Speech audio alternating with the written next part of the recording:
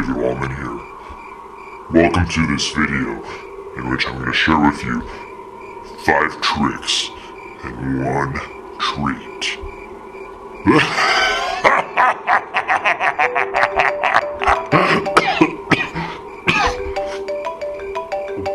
What do you mean? This joke has not been approved?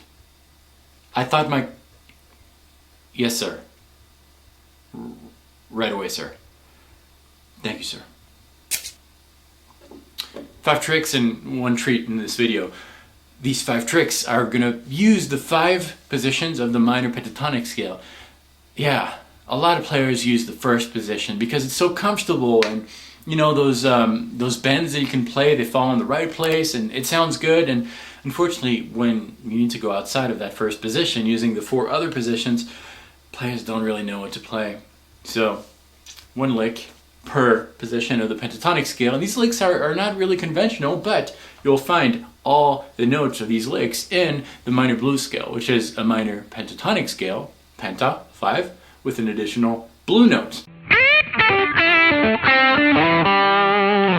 This first trick uses the first position of an A minor pentatonic scale, and the interesting thing in this lick is the intervallic placement. The way that I'm playing these notes, I'm not really playing them in consecutive order, just ascending the scale, but I'm skipping some notes sometimes, and you can hear it in this kind of placement here.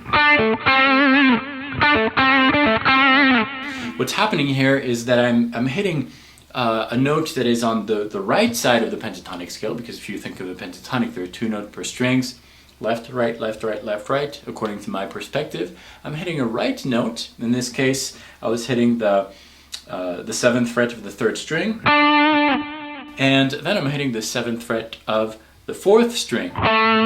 But instead of using the same finger, doing like a bar here with the ring finger, I'm doing what I call a roll, using the ring on the 3rd string and the middle finger on the 4th string. This creates a smoother type of a note placement, and rhythmically it's going to be a little more flowing and cleaner also, because you're avoiding any note to ring out that you could have when you're having a bar here. So check out the tabs for that lick, and I'll meet you in trick number 2.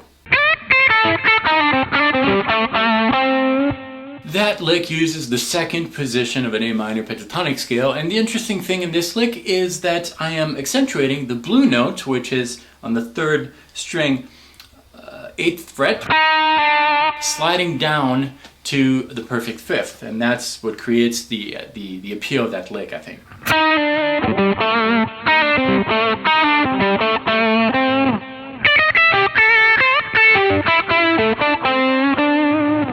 Trick number 3 uses the 3rd position of an A minor pentatonic scale. Again, we're hearing the chromatic passage here between a note that is in the perfect 4th and the perfect 5th. Right in the middle we have the blue note, and that's how that lick started here.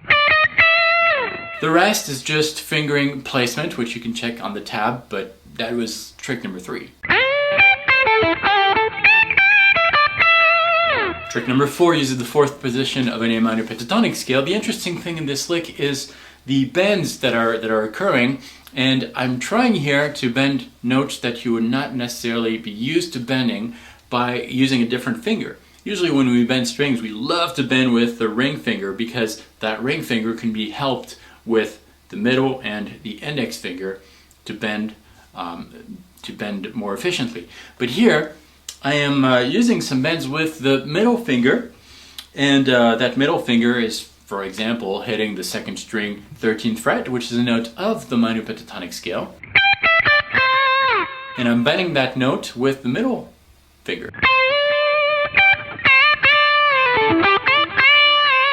That can be a very effective way to bend notes differently, and that was trick number 4.